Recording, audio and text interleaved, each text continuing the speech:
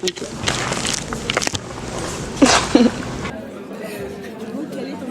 Ok.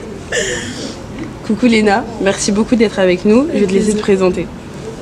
Moi c'est Princesse Léna. Moi c'est Abby, je fais de la musique de style R&B. Je fais de la musique depuis toujours et j'espère pouvoir en faire mon métier. Et voilà.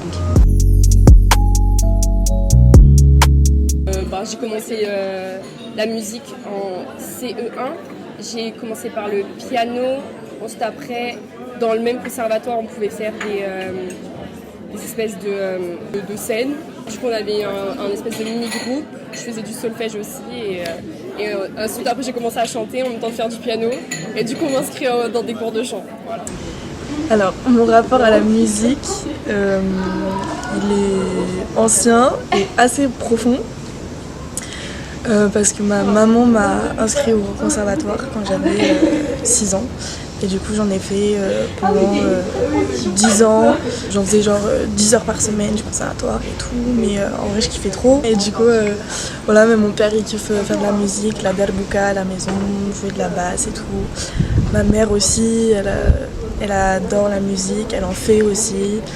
Ma grand-mère, c'est quelque chose de familial chez elle, vu qu'elle vient de la région d'Oranie, en Algérie, et là-bas la musique c'est vraiment le truc, il y en a partout.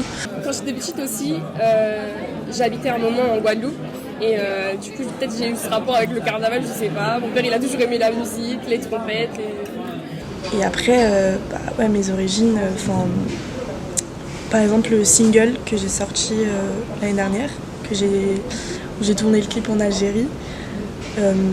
Là aussi ça a été un peu un point de bascule dans ma musique parce que c'était le premier son où il y avait un petit peu des sonorités orientales, on va dire, il y a un peu des percus, tu vois, d'Herbuka et tout.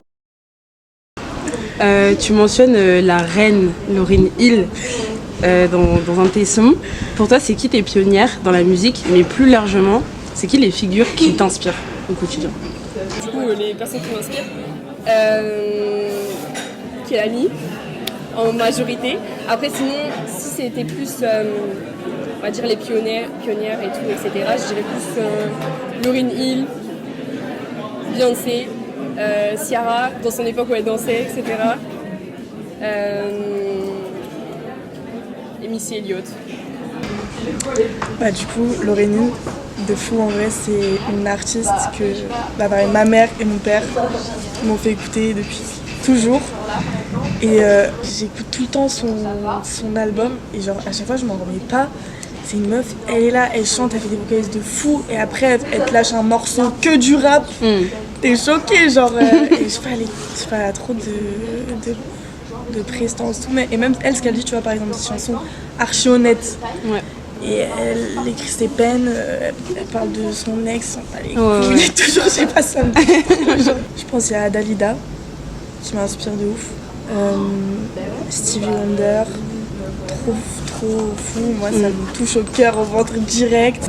Dans la scène du rap, il y a Théodora que je stream depuis, trop forte. Khali que je kiffe trop, pareil. Jade, une rappeuse aussi, chanteuse qui est grave chaud. Zamdan, trop fort.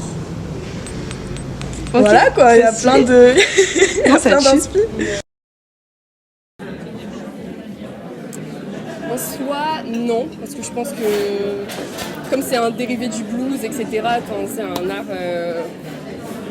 pas forcément que féminin, on va dire que ça parle plus aux femmes parce que je pense qu'il y a plus de femmes qui veulent faire du R&B parce que c'est plus accessible pour elles. Du coup, je me suis mise à chanter aussi dans mes morceaux parce qu'en soi c'est quand même ce que j'aime faire et en fait j'avais l'impression qu'en chantant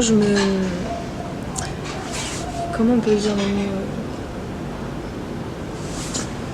plus je chantais plus je me disais mais je vais moins marquer les gens, tu vois, parce que je suis juste une meuf qui chante, mais en vrai au bout d'un moment je me suis dit c'est ce que je kiffe faire et je peux quand même toucher les gens en chantant, tu vois, et de toute façon j'allais pas laisser le rap de côté parce que je me suis mise à kiffer de fou aussi et c'est ce que j'ai fait après pendant longtemps. Du coup maintenant je mélange les deux. Déjà dans un morceau c'est trop cool, tu vois, quand t'as un refrain qui chante de fou et après ça redescend, bam, rap un peu percutant et tout, genre à l'oreille et Ouais. au corps, tu sens que... Ouais, il y a du relief tout dans le son. Exactement. Moi, je le considérerais pas comme un art féminin, mais c'est vrai que sur la scène musicale d'aujourd'hui, quand tu vois toutes les soirées R&B, scènes ouvertes R&B, tu vois, c'est des scènes ouvertes genre pour les meufs, quand ils font des scènes ouvertes spéciales meufs, catégorie R&B. Je trouve ça un peu dommage déjà parce que s'il y a un mec qui veut faire du R&B, il y en a plein qui l'ont fait, tu vois, qui ont des voix mielleuses de fou. C'est relou et même ça met les meufs un peu dans une catégorie. Moi personnellement, des fois on vient me parler, on me dit est-ce que tu peux faire mes bacs, est-ce que tu peux faire. Du coup, oui, on est restreint à faire les bacs des autres, surtout pour les rappeurs, pour harmoniser, on va dire, le refrain. Et c'est ça qui est dommage aussi, ils veulent pas vraiment nous entendre dans un couplet, etc. Et je pense qu'à l'époque c'était la même chose, elle faisait que les refrains, etc. Et du coup, oui, je trouve que ça stagne la femme dans... Enfin, elle peut pas s'expandre dans la musique. Fille de rêve, je pense. Il y a un monde, si je fit avec Brent Faiyaz, je serais trop contente. États-Unis ou France? N'importe quoi. T'as le droit de rêver. J'ai le droit de rêver? Ah, c'est des gros rêves. Hein. Mais on va dire, en termes d'Amérique, je dirais plus Kehlani. Ouais. Je pense avec elle, mais du coup Kehlani, je dirais même Ariana Grande. Hein. En soi, hein. Megan Thee Stallion, Doechii, c'est la session studio qu'elle a fait, je sais plus comment il s'appelle. Ouais, voilà, Tiny Desk. Et j'ai regardé tout le truc, j'étais comme ça et tout. Incroyable. Et ouais, hein, kiff de fou. On t'a beaucoup comparé à lui récemment. Ouais. T'en penses quoi? Genre cette comparaison-là? Bah, moi, en soi, ça me fait trop plaisir, hein, Ouais. parce que je le stream de ouf. Sa manière de parler de l'Algérie et tout, c'est beau, je sais pas, j'aime bien comment il écrit. Après, j'ai eu plein de tournures de ça, mais un peu genre misogyne, je sais pas, en mode ouais c'est tif, mais en meuf, donc c'est de la merde. Tu vois, ça c'est un peu chiant. Ouais. Et puis, une femme, même si elle appartient à une catégorie musicale, entre guillemets, tu vois, on m'a mis un peu là du coup dans la catégorie rap rebeu, ça veut pas dire que c'est l'enfant d'un homme, genre. Ça veut pas dire qu'elle prend tout d'un homme. Pas forcément, et du tout même. Déjà, mon troisième prénom c'est Kaina, donc c'est une princesse berbère qui a combattu, genre c'était une vaillante de fou, tu vois. Et ça, mes darons me l'ont répété, tu vois, moi, je dis, ouais c'est une princesse trop forte et tout, tu vois, et du coup ça je sais pas, j'ai l'impression que c'est en moi. Du côté de ma maman, on est une famille que de femmes. Genre ma grand-mère, ma tante, ma mère, ma cousine, on est toujours que entre femmes. Et du coup, je sais pas, je me suis toujours vue un peu comme une famille, tu vois, genre il y a la princesse, il y a la reine-mère, je sais pas, tu vois, on a un peu cette dynastie de femmes matriarche, fortes, genre, ouais. Vraiment. Écoutez, foncez, vous laissez pas diriger. Suivez vraiment votre instinct artistique et laissez pas les mecs vous dire. Parce que ça c'est trop. Ils aiment tout savoir. Mais voilà. Vous pouvez faire les choses, des grandes choses et même toute seule.